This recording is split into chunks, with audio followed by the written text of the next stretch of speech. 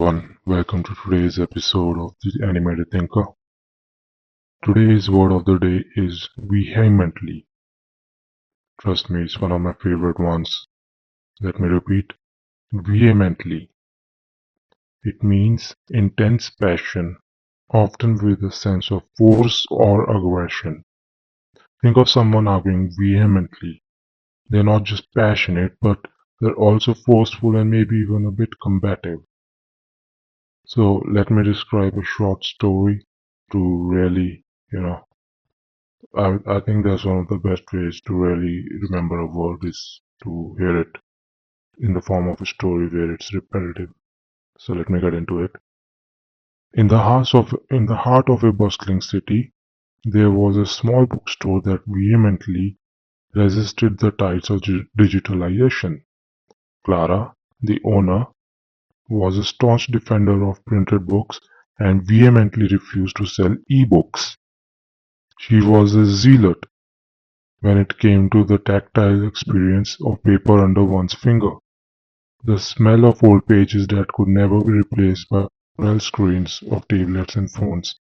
By the way, I just want to say that there is this word zealously, which is very similar in meaning to today's word vehemently, but it's not the same. Zealously, it indicates enthusiasm and dedication, but is usually in a positive sense. Vehemently, not as much so. Zealously, it's about commitment and eagerness. A person who zealously on a project isn't just passionate, they're also diligent and energetic.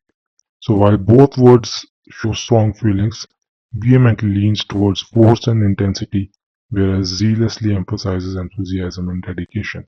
So I think that's an important difference to point out here. Anyways, getting back to us. One rainy afternoon, a young man named Alex stumbled into a store, vehemently arguing with someone on his phone about the importance of physical books. Clara, overhearing his passion, couldn't help but smile. After his call ended, she approached him. They struck up a conversation, both vehemently expressing their love for traditional books and vehemently criticizing the soulless nature of digital reading. So I think so far the word vehemently is so well used in this essay, and let's continue.